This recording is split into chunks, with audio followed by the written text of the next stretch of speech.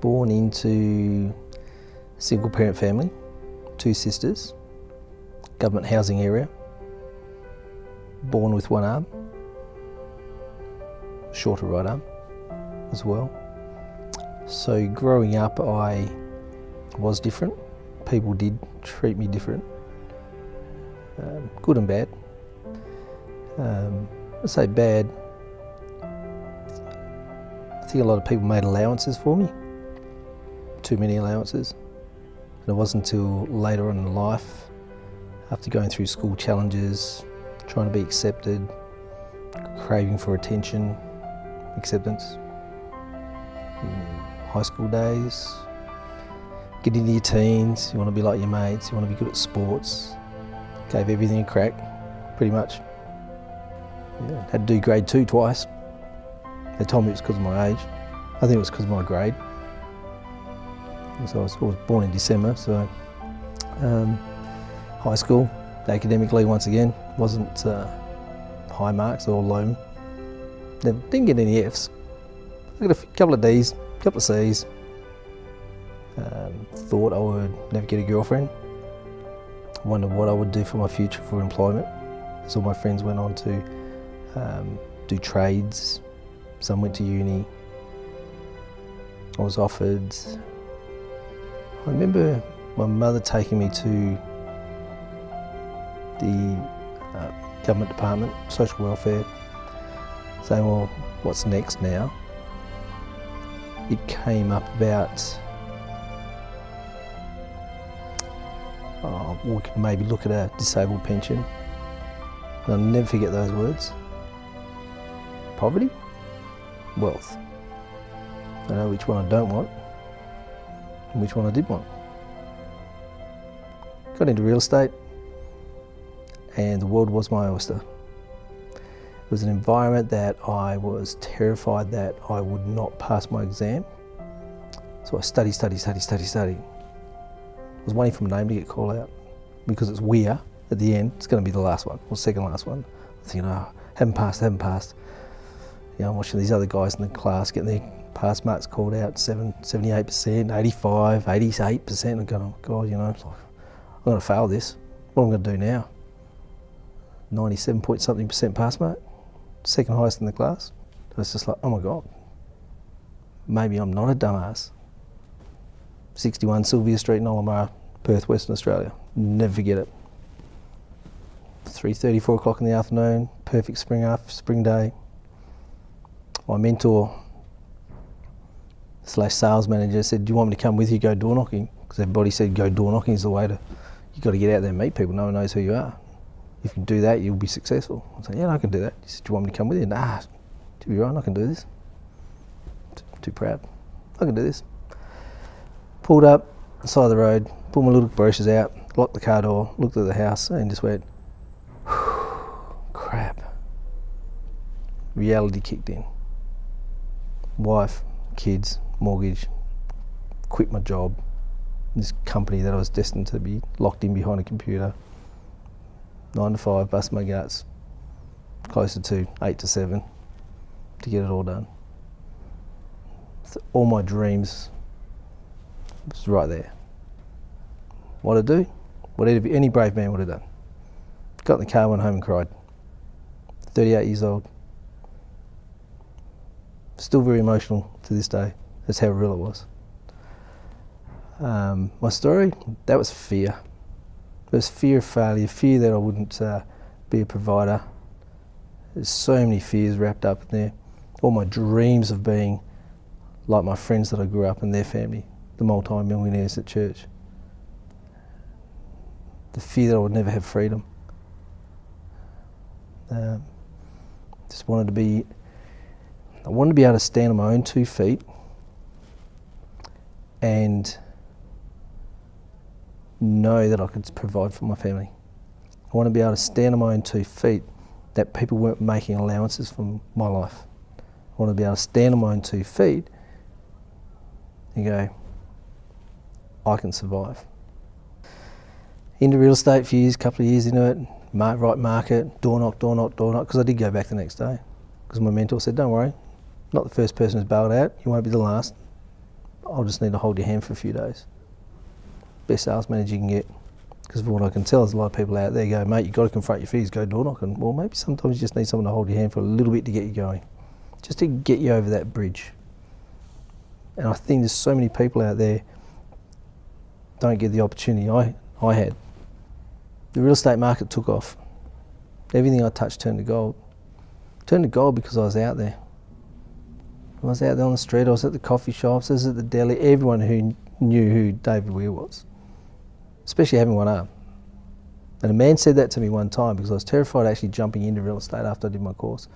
And I asked a couple of people, I said, well, how do you think I could go in real estate having one arm? And everyone said, well, I don't think it'll be a problem. You know, I don't really know anyone who's got one arm.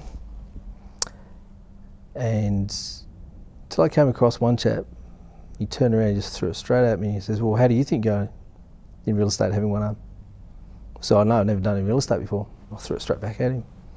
And he looked at me and he said, you know, if you think that's going to be a problem, that will stop you.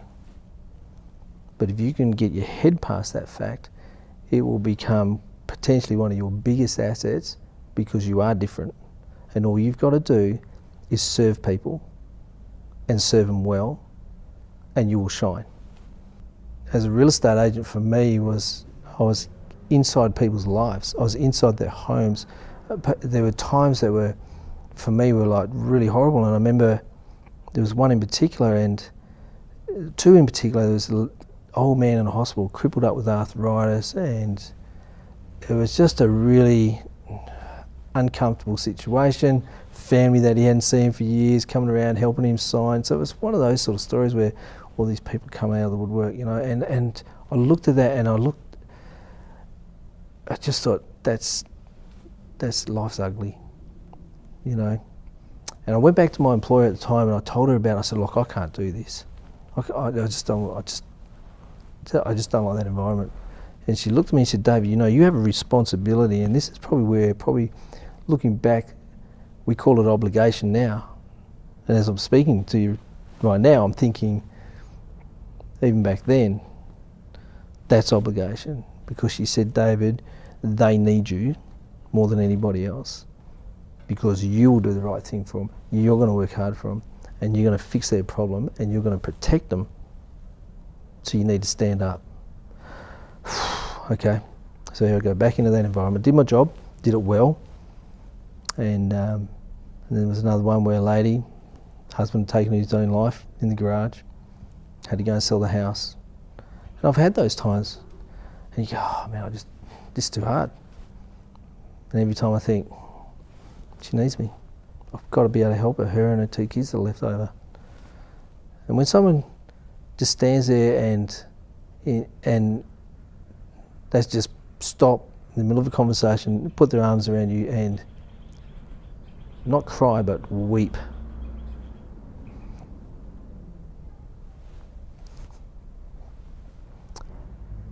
It's those moments that I look back on and go, they're the ones.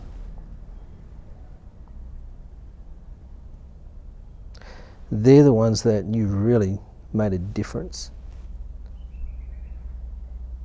You've worked hard, you've done the best job you can, and you've helped them through a very difficult period. And that's probably where I learned all about obligation. And then I came across this little seminar in Perth, in my real estate career, Aaron Sansoni. I thought, this guy's really sharp. And over my career, I'd been to several seminars. And I thought, man, yeah, the whole presentation is just so perfect. I thought, man, if I could be a tenth of that. It inspired me, but it scared me. It inspired me, but scared me because I thought, it's so good. Is it real? Was this just showmanship? And there was an opportunity afterwards to sign up on a program.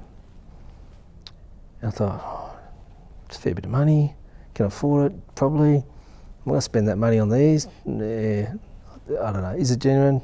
And so I didn't. So I spent the next year working in a company. 12 months later, went back. They came to Perth again. I'm definitely going because these guys have got some energy and I love being in an energised environment. So off I go. So at the end of it, yep, sign me up. That boot camp was a trigger or a catalyst or a turning point or an epiphany. But I remember when we sat there in one part of it, we had to sit down and, write down what's holding you back. And so I started writing it down in that little breakout.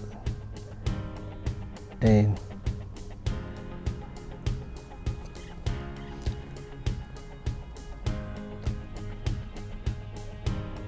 then it hit me that these fears were just robbing me, and I had to figure out a way how to face these fears, to finally break through. But the best one I've heard from my coach Aaron, you're going to be fine.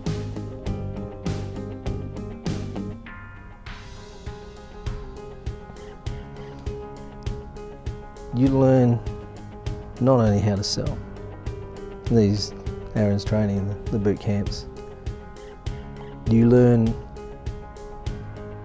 about yourself. It challenges you, it helps you or brings you to a point where you've got the opportunity to face your fears, go after your dreams.